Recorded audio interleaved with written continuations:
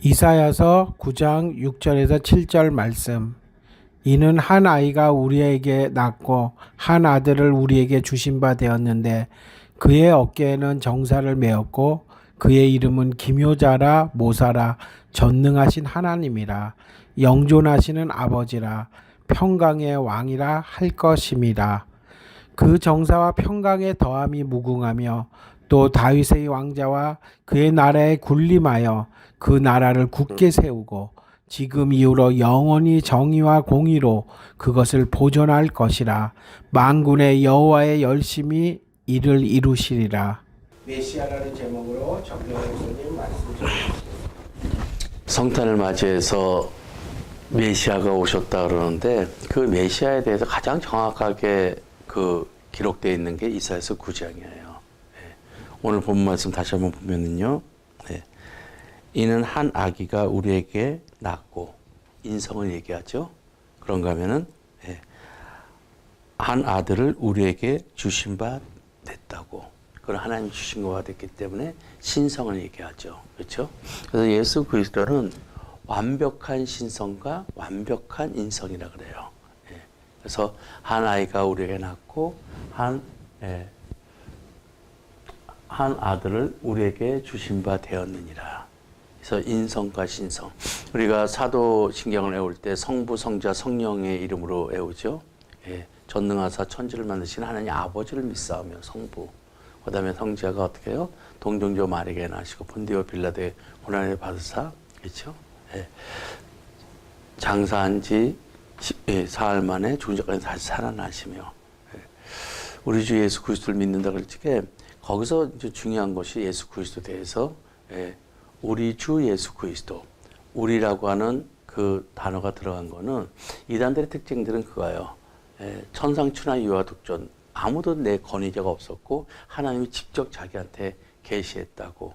그러면서 나의 계시를 믿으라 이거예요. 그러나 우리 기독교의 공동체는 뭐예요? 예수님부터 시작해서 70년도 120 마가의 다락방부터 시작해서 2000년 동안의 공동체의 신앙 고백을 믿습니다.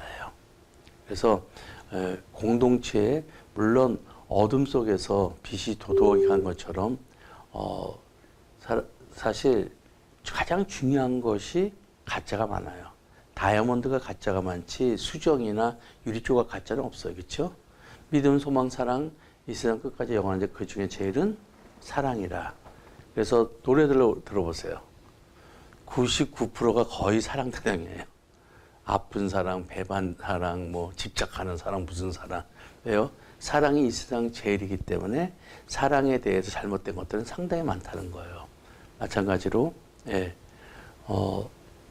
예수 그리스도 그 몸된 교회가 뭐 이 교회가 어떻고 저쩌고 잠깐 얘기하는데 교회가 진짜 세상에서 유일한 소망이기 때문에 많이 문제가 있어요. 그러나 뭐 선교단체들도 있고 그렇지만 선교단체는 100년, 200년을 못 넘어가요. 한 시대의 파도와 같은 무브먼트지. 그러나 그 어둠 속에서 도도하게 간통하는 게 뭐예요? 교회 공동체예요. 그리고 나중에 역사의 축이 바뀔 때 어린 양 예수께서 보좌에서 이리들을 심판할 때가 올 거예요. 그렇죠? 그것처럼 우리라고 하는 그 교회사적인 신앙 공동체, 세속사와 구속사 사이에 교회사가 있어요. 이 교회사에서 일어났던 신앙 공동체를 우리는 믿습니다. 그렇죠?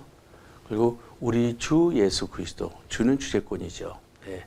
근데 예수 그리스도, 예수는 신성이고 예수는 인성이고 그리스도는 신성이에요. 그래서 예수에 대한 초점을 맞추면 자꾸만 기독교적인 윤리, 기독교적인 사회적인 책임, 그렇죠? 4대 성자, 이쪽에 인상에다 초점을 맞춰요. 또 그리스도에 대한 초점을 맞추면 어떻게 돼요?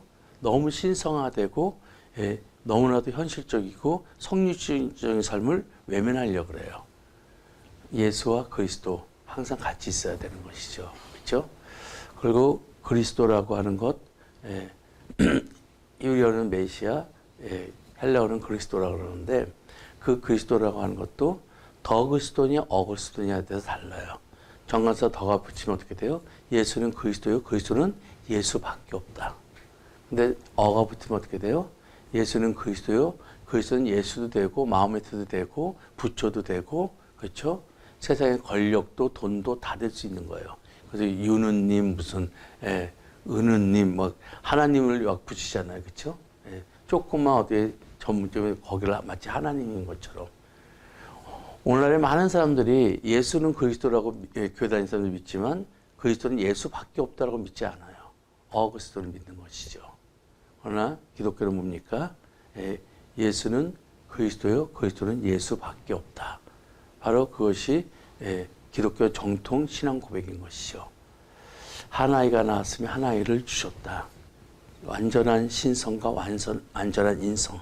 그것이 바로 정통 복음주의 기독교가 되는 것이죠. 그래서 신성과 인성을 믿는다는 것. 이것이 참 중요한 것이죠. 그리고 뭐라고 얘기합니까?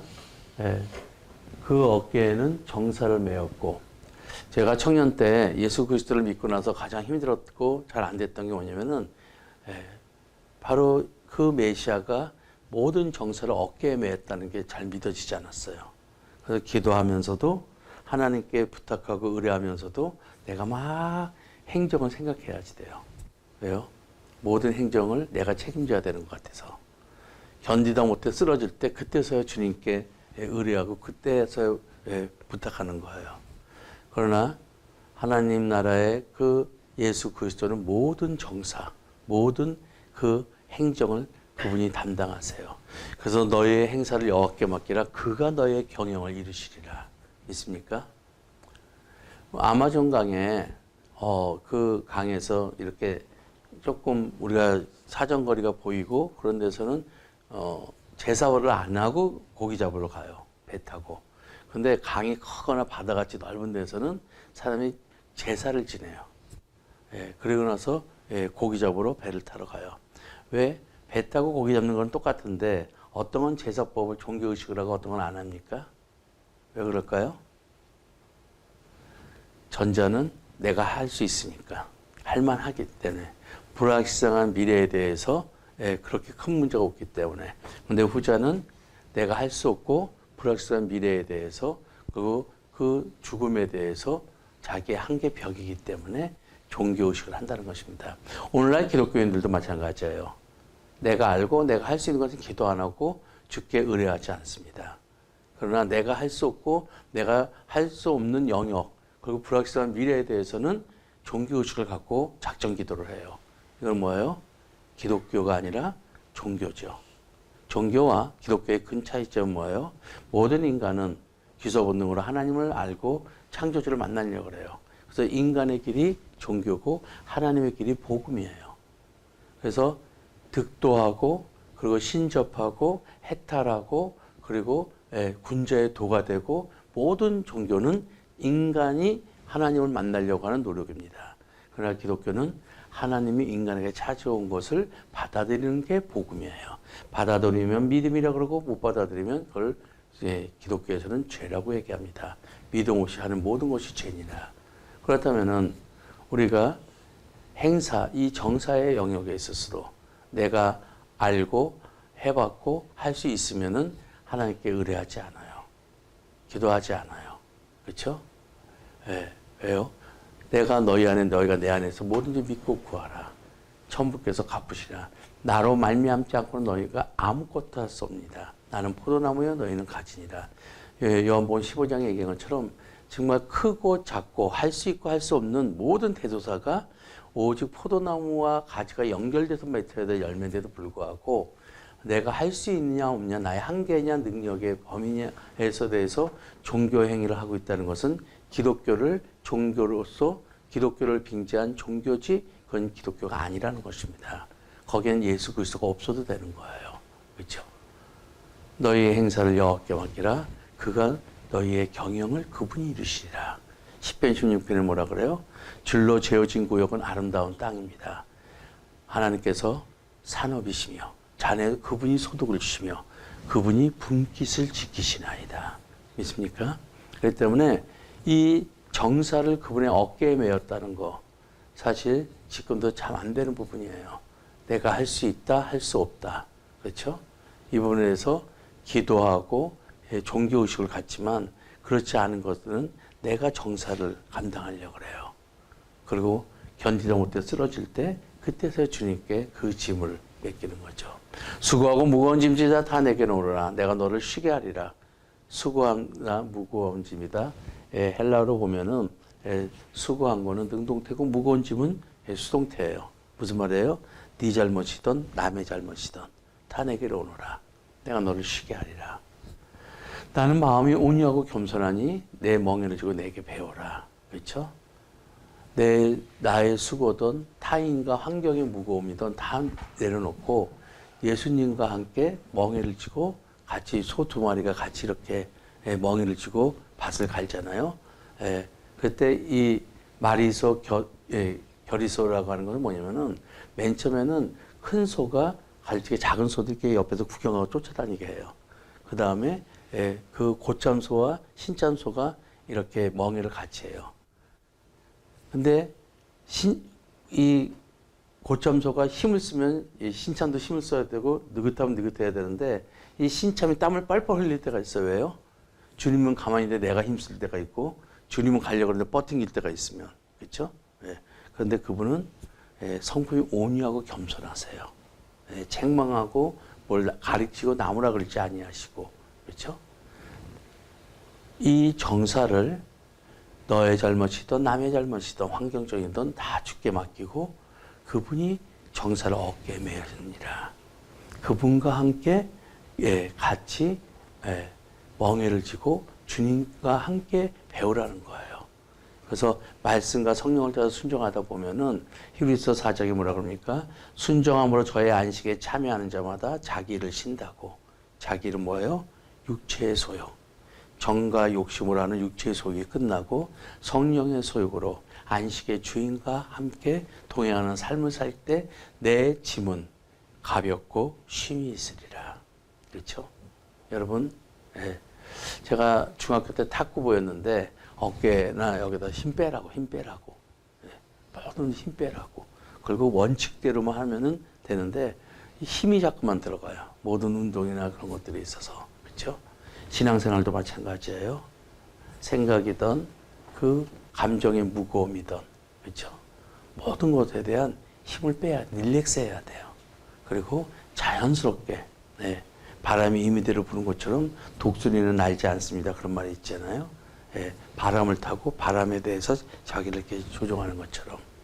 여러분, 이 성탄을 맞이하여 현대인들처럼 그 자신의 능력을 최대한에 발휘해서 결과를 산출하는 이 시대에 정사를 내가 외지 않고 정사를 어깨에 맨 주님을 믿으시길 바랍니다. 아멘. 그분은 기묘라 모사라 전능하신 하나님이라. 기묘라고 하는 것은 인간은 도저히 할 수 없고 하나님이시기 때문에 하는 거. 그렇죠? 흙으로 사람을 빚으시고 천지를 창조하시고 홍해바다를 가르시고 오병이어를 축사하시고 죽은 나사로를 살리시고 인간으로서는 할 수 없고 하나님만이 할 수 있는 것.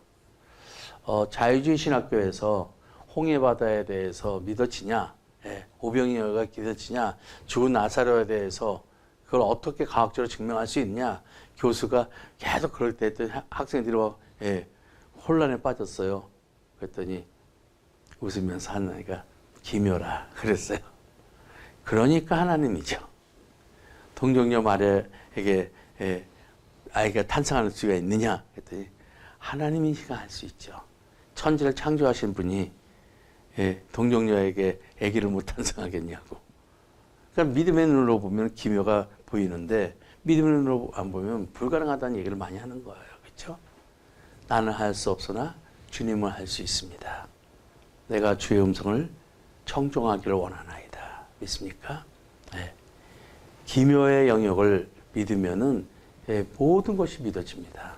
그러나 그분이 기묘라는 것이 믿어지지 않으면은 모든 것들이 인간의 한계의 영역에서 하나님을 믿고 종교 생활을 하려고 그러는 것이죠. 그분은 기묘입니다. 인간은 할 수 없으나 하나님이시든 할 수 있는 것. 모사라 지혜의 신이라는 뜻이죠. 그렇죠? 그런데 여러분 기독교의 지혜와 세상의 지혜의 차이점이 두 가지 있습니다. 기독교의 지혜는요, 잠언 8장에 보면은 세상을 만들기 전, 창세 전, 태초 이전부터 내가 하나님과 함께 있었다 그래요. 그러니까 지혜는 뭐예요? 바로 하나님을 얘기하고 있어요. 그의 존재를 얘기하고 있는데, 세상에서 지혜는 C.S. 루이스가 그러죠. 천지를 창조했을 때 하나님의, 창조주 하나님의 창조 원리인 자연과학적 지혜가 흩뿌려져 있어요. 그 원리 파편을 주셔서 그걸 과학이라고 얘기하는 것이죠. 그런 거면 인간과 사회적인, 그렇죠, 실용적 지혜가 흩뿌려져 있을 때 인문 사회과학이라고 그러죠. 그것을 우리는 철학이나 사상이라고 그러죠. 그렇죠?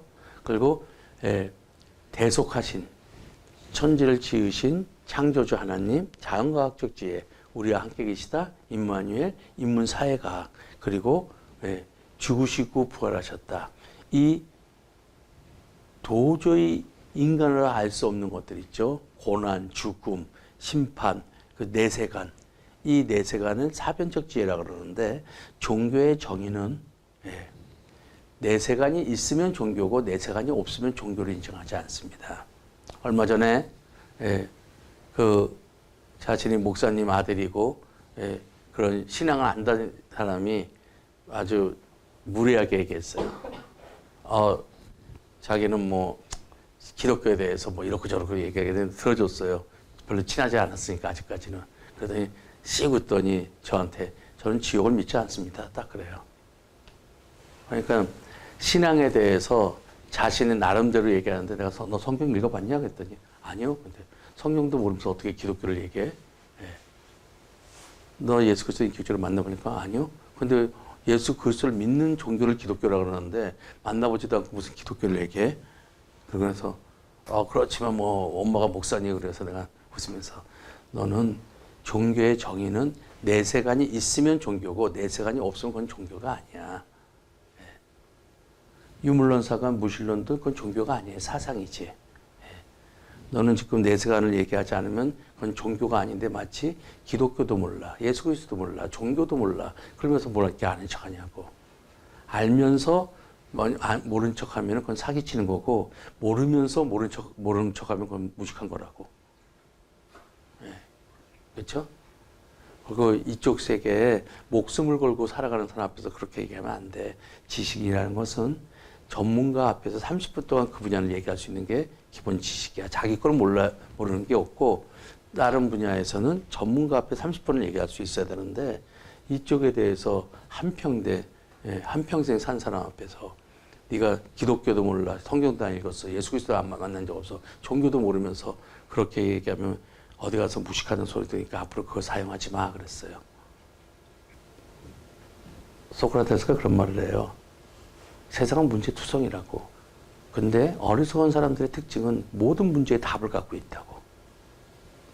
현명한 사람은 사람이나 사건 속에서 배우고, 일반 사람은 경험을 통해서 배우는데, 어리석은 사람은 모든 답을 갖고 있다고. 그렇죠?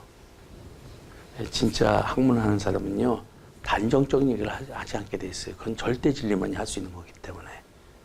일리가 있다, 수용성을 해야 되는 것이, 그래서 지식은 겸손할 때까지 배우는 거라고. 네가 안다 생각하는 거 말고 언더스탠딩 아래 서 있어야지 이해가 되는 거라고. 소크라테스가 그러잖아요. 자기는 다 알고 있다고 생각했다고. 근데 이제는 장년이 되고 나서 내가 부분적으로 알고 있다고 알았다고. 그 이제 나이가 먹으니까 내가 알고 있다는 게 진짜 없고 모른다는 걸 알고 있다고. 너 자신 알라. 그 다음에 한 얘기가 너 자신 알라는 거예요. 이 사변적인 거, 이 죽음의 세계, 내세관, 이거는 기독교가 대속하신 예수 그리스도로 이 문제를 풀었습니다. 그렇죠? 그래서 이런 것들이, 그 C.S. 루이스는 하나님의 천지를 창조할 때 그런 창조, 자연과학적 지혜, 인문사회적인 지혜, 사변적인 지혜, 한 조각조각이 다 하나님한테 온 거라고.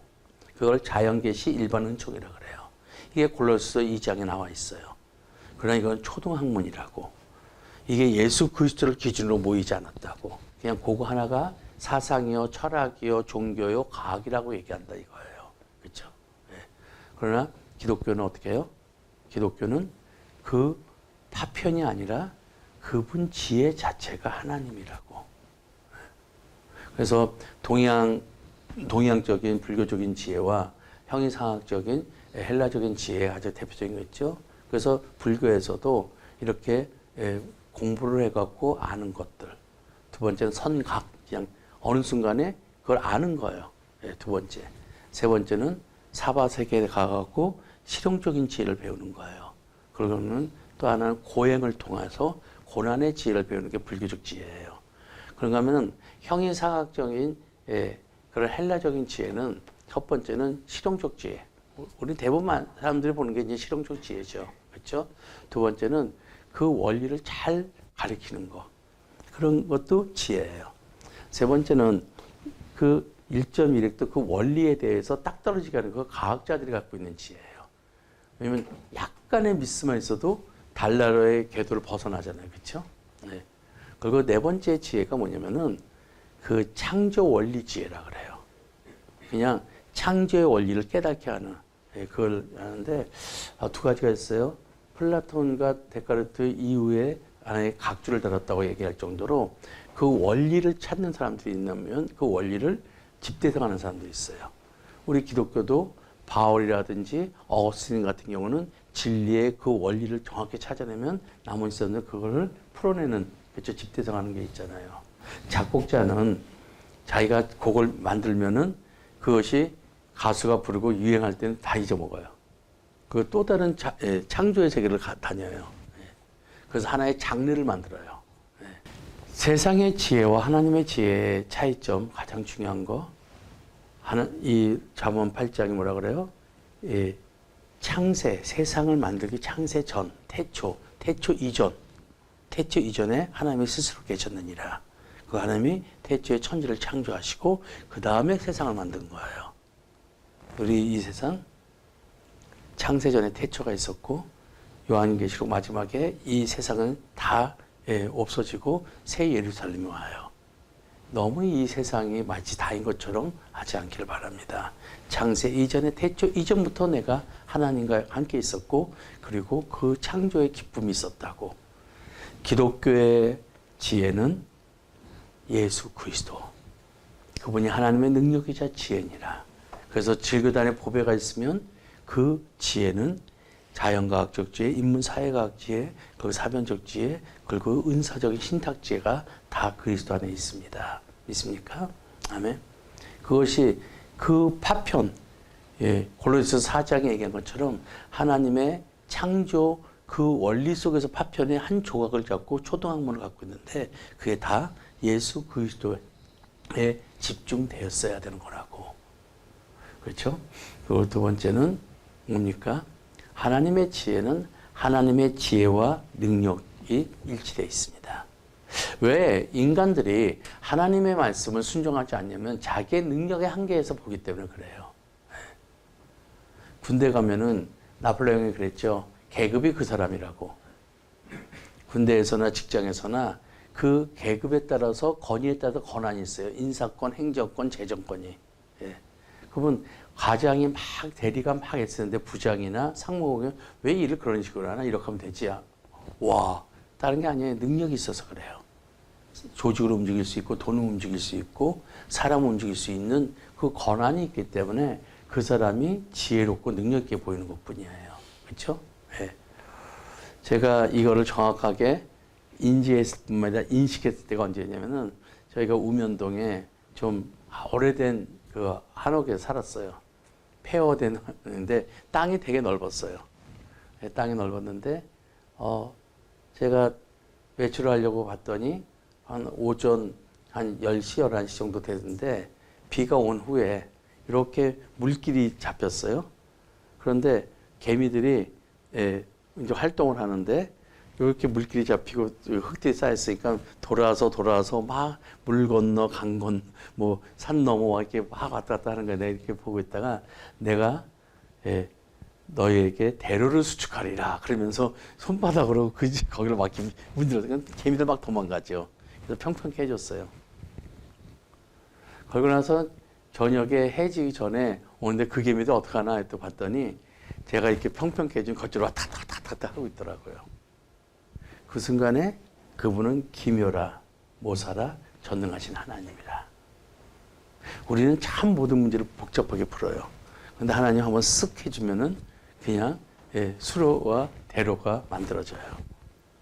하나님은 자신이 제시한 지혜를 자신이 응답할 수 있는 전능하신 능력의 하나님이십니다. 그렇기 때문에 우리는 너무나도 기도하다가 하나님께서 무슨 사인이 오면은 너무 불안해요. 괜히 물어봤다. 순종하지 않을 수도 없고, 순종하다니 이거 큰일 날 것 같고, 그렇죠? 네. 이거 응답 못 받으면 어떻게 해야 돼? 큰일 나는데.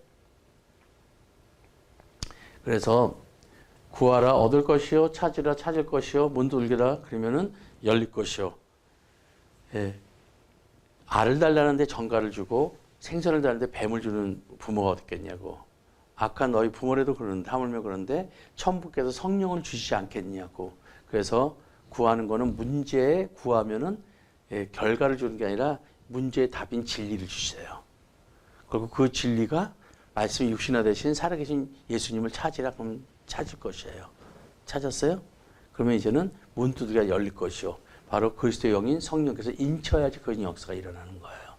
그렇기 때문에 우리가 어느 부분에 스폰을 일으키고 하려고 그러는데 이런 프로젝트에서 이런 식으로 프레젠테이션을 하고 서류를 내면은 충분히 이거는 받을 수 있을 거라고. 그래서 다 준비했어요. 그러나 그 투자자를 만나야 되잖아요. 그 투자자를 찾아야 되잖아요. 찾았어요? 그런데 어떻게 해요? 그것이 예전은 설득이 돼갖고는 그 투자자가 이제는 투자하겠습니다. 인쳐줘야지 되는 거죠. 그렇죠? 그러니까 문제의 답인 진리를 찾는 거예요. 구하라 그러면 얻을 것이요. 이 솔루션 자체가 알겠다는 거예요. 그리고 살아계신 주님, 그분을 만나야 돼요. 그분이 내 안에, 내가 그분 안에 인쳐야 돼요. 성령. 혹시 이 일이 잘못되면 어떻게? 이것이 나중에 나한테 위협이 들으면 어떻게? 걱정하지 말라고. 하물며 너에게 가장 좋은 성령을 주지 않겠느냐. 여러분, 우리가 하나님 앞에 기도했고 하나님이 지혜로운 답을 주셨어요. 순종하는데 전능하신 하나님이 역사하면 되지만 만에 하나 이게 응답이 되지 않거나 잘못되면 이 수습할 수 없는 이 뒷감당을 누가 하는가. 이거에 대한 두려움이 있죠. 그렇죠? 그러나 그분은 영원토록 우리와 존재하신 아버지시라고. 지혜면서 전능하시지만 그분은 우리의 아버지시라고. 이 부분에 대해서 제가 경험했던 것이 어떤 문제를 심각하게 기도하고 있는데 하나님께서 인도함이 있었어요. 그런데 뒤에 애국 군대가 쫓아오는 것처럼 이것이 응답되지 않았을 경우에 이제 이 뒷감당을 도저히 감당할 수 없을 정도의 수습이 곤란하기 때문에 이 하나님 앞에 순종할 것인가 내가 할 수 있는 인간적인 방법으로 이걸 수습을 해야 될 것인가에 극선에 있었어요. 그럴 적에 홍해바다 앞에 있고 애국 군대가 쫓아올 적에 이스라엘 백성이 한 말이 있어요. 우리가 애국에서 죽을 무덤이 없어서 여기 와서 죽게 장사 지내가 하냐고. 그때 모세가 얘기합니다. 너희가 보는 애국 군대를 다시는 보지 않을 것이며 이스라엘 대신하여 싸우시는 하나님을 볼지어다. 그리고 하나님 앞에 기도했더니 하나님께서 내 손에 있는 지팡이 앞으로 내밀면서 홍해바다가 갈라지면서 앞서서 갔던 천사가 이스라엘 백성과 애국 군대 사이로 딱 뒤어와서 이쪽은 흑암으로 이쪽은 광명으로. 그래서 하나님께서 전능하신 하나님이 뒤서서 우리를 보호하시는 영원토록 존재하시는 아버지십니다. 믿습니까? 제가 그때 응답받기 전에 그 말씀을 보고 무릎 꿇고 많이 울었어요. 나는 고아 같은 마음이 있었어요. 하나님께 기도하고 하나님을 기대하지 못하는 내가 마치 다 해야 될 것 같은 정사를 어깨에 메셨다는 그분에게 의지하지 못했고 또한 극적으로 하나님을 만났기 때문에 하나님의 묘사라 전능하신 하나님이라까지 믿는데 영원토록 우리를 보호해 주신 아버지, 앞서서 인도해 주셨던 하나님이 너의 아버지시라고, 너를 보호하신다고. 내 안에 고아 같은 마음이 이 메시아 이 이사야서 9장을 보면서 그날 터졌던 거예요. 여러분 따라할까요? 앞서서 인도하신 하나님이 뒤서서 보호해 주시는 아버지시다. 믿습니까? 그분은 그리고 평강의 왕이에요. 오늘 이사야에 뭐라 그럽니까? 이 모든 일을 너의 열심, 나의 열심? 아니요. 만군의 여호와의 열심으로 이 일을 이루셨나이다. 사람의 열심으로는 이스라엘 백성들이 광야에서 메추라기 떼를 잡을 수도 없어요. 뭐 떠야지 잡죠. 그러나 하나님의 열심으로는 입에서 고기 냄새가 날 정도로 먹이십니다. 사람의 열심으로는 세례 요한 사역할 수 없어요. 그러나 하나님의 열심으로는 그 광야까지 사람들이 찾아와서 회개하고 세례를 받습니다. 우리가 이제까지 기독교를 종교 생활을 했다면 이제는 메시아 복음을 받아들임으로 말미암아 만군의 여호와의 열심히 모든 이 일을 이루셨나이다. 믿습니까? 기도하시기 바랍니다. 우리가 이 성탄절에 메시아를 받아들인다는 게 한 아이가 우리에게 낳고 한 아이를 아들을 우리에게 보내셨다고 예수 그리스도 신성과 인성을 이제는 믿습니다.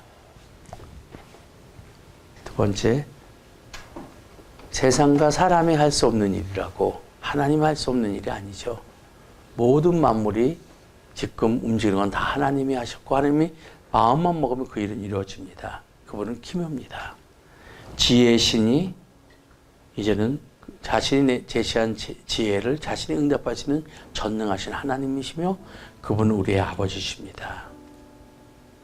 그리고 모든 대서사의 정사를 그분이 어깨에 메셨습니다. 그리고 앞서서 인도하신 하나님이 뒤서서 보호하신 아버지시며 이 모든 일을 만군의 여호와의 열심히 이루셨습니다. 오늘 혹시 한 아기가 우리에게 주었고 한 아들을 우리에게 주신 바 되었다고 하는 신성과 인성, 그리고 정사가 그의 어깨에 메었다고 하는 그 모든 행정에 대한 그 살피시고 결정하시고 행하시는 그분을 의뢰하는 것, 기묘라 모사라 전능하신 하나님이라 영존하신 아버지시라 평강의 왕이시라. 이 중에서 우리가 메시아 중에서 한 부분이라도 못 모신 것이 있다면 오늘 그 메시아의 한 영역을 받아들이길 바랍니다. 그것이 우리에게 오늘의 성탄이 될 것입니다. 그래서 오늘 이유로는 만군의 여호와의 열심히 이루셨나이다. 그 고백이 되는 성탄이 되길 주의 이름으로 축원합니다. 하나님 아버지, 이사야서 9장에서 얘기했던 그 메시아에 대한 구체적인 얘기들이 오늘 2022년 12월 25일 성탄절에도 우리에게 동일하게 계시하여 주시옵소서. 그래서 아직까지 메시아의 그 온전한 부분을 이루지 못한 자들이 있다면 오늘 영접함으로 이 이유로는 전능하신 하나님을 나의 아버지 되심을 믿습니다. 이 모든 것을 만군의 여호와의 열심으로 이루셨다는 고백을 받으시옵소서. 감사하며 예수 그리스도 이름으로 기도드립나이다. 아멘. 지금은 우리 주 예수 그리스도의 은혜와 하나님 아버지의 무한하신 사랑과 성령의 교제 교통하심이 이제는 이사야서 9장에 말씀하셨던 메시아에 대한 온전하게 영접하고 동행하는 모든 자들에게 지금부터 영원토록 함께 계실지어다. 아멘.